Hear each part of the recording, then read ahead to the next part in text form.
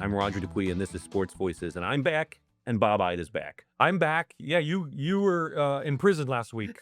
I was. You had a story out of prison. We so, we did. yeah. So there's something that'll be coming up on that. My Okay. editor and I were at SCI Cole Township. Okay, we're gonna talk sports. We're going to today, talk all right? sports. So you're wearing an All-Star Game I am. shirt. Yes, We- I was at media day on Yeah. Monday. Okay. For the baseball All-Star Game, which was the first in 30 years. Oh, wow. Now, funny, 1996 was the last one, and I was there for WVIA.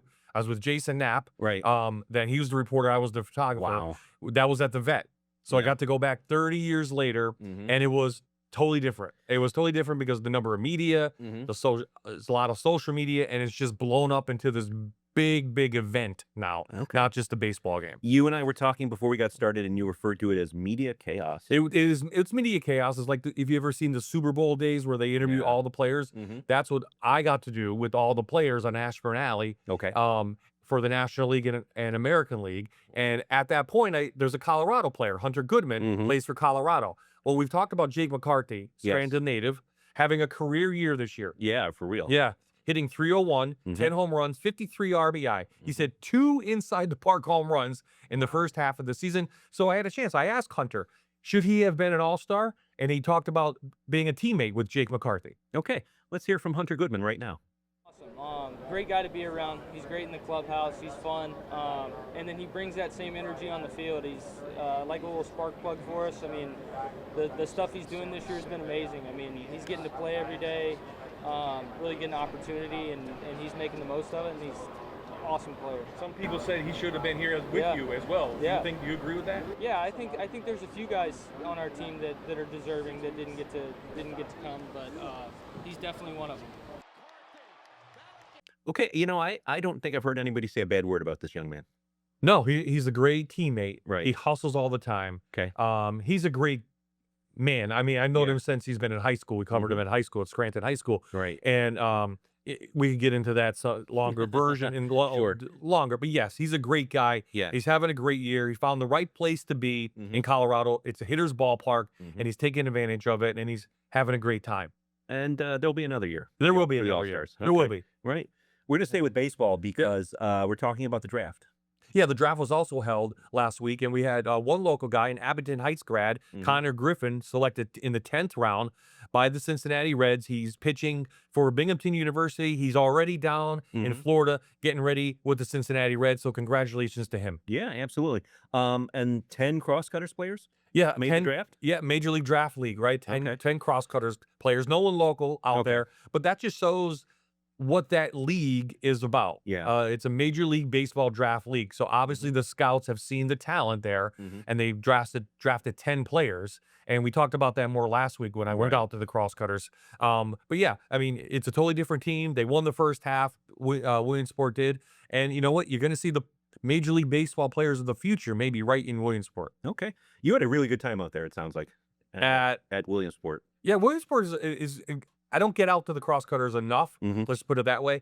Yeah, they're great guy, great Gabe Sinapaki is the president. Excuse me, Okay. Gabe. I'm sorry if I messed up your name. But he's been there for a long time. Mhm. He does a great job out there, and it's a really family friendly type environment at Bowman Field. Okay, sir. We're going to move on to a little bit of football. Yeah, football is coming up. Penn State was here in town last week. Yeah, some Penn State players at the Summer Impact Tour that was at Riverfront Sports last Saturday. Included in that Okay. were 3 transfers from Iowa State. Mhm. Matt Campbell came from Iowa State to Penn State, first-year head coach. He also, in the transfer portal, a lot of his players followed him over, including Rocco Beck, who's expected to be the starting quarterback.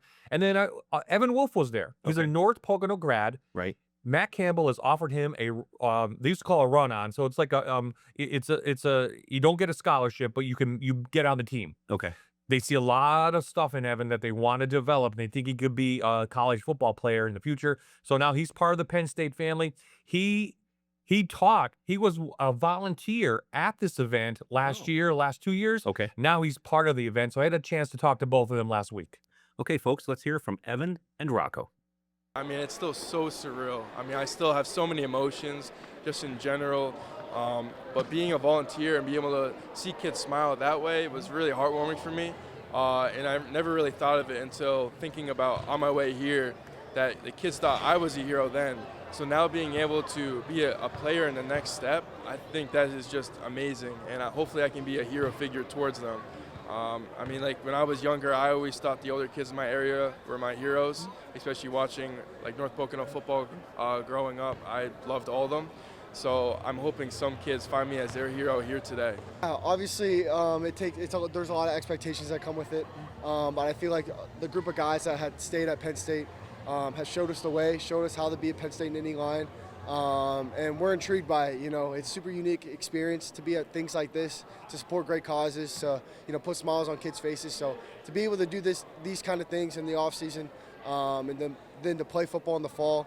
And see the whole crowd cheer and the fans. So it's special to be at this place and be called a knitting line. All right, so Bob, the Iowa State players, the transfers, they seem like really engaged and really interested in embracing the mission. They are. Yeah. And I think that's a product of Matt Campbell. They all spoke highly of him. But I talked to Evan, Gabe, and Rocco. You saw Rocco there. Right. And they are all loving what Penn State brought and what the fans have given them. They've already welcomed them with open arms, and they feel already like they're already part of Penn State Nation, Nittany Lion Nation, and they're ready to go. They understand what it means. They understand, what Matt Campbell expects of them. And I think you're going to, I found them very engaging, and I never heard a bad word about them. And they volunteered there. They came up there part of the NIL deal, but they worked with special needs kids, and they were great. All of them were fantastic kids. Okay, sir. Staying with football to wrap things up, we are looking ahead to the dream game. And that means high school football is right around the corner. It does. Our Friday night rival season kicks off on Wednesday, Right. 7 o'clock on MyTV WQNY with the 92nd annual Dream Game. Okay. It's the longest all-star football game running in the country. Right. So it's always a great time. It's at Valley View. It's the city versus the county, and the county has won the last 3 games. And so we'll see what happens this year. But it's a pretty evenly matched game. And the coaches are Jeff Arthur from Carbondale. He'll be on the county team. Okay. And then the city team will be Joe Gregorio from Holy Cross. So their staffs take over. A lot of good players. Maybe the most important one is Lackawanna Trail's Isaac Ryan, record setter, one of the best running backs ever to come out of our area. All right, sir. So next Wednesday on WQMY Live. Correct. Okay. Thanks, folks. As always, have a great week, and we will see you next week.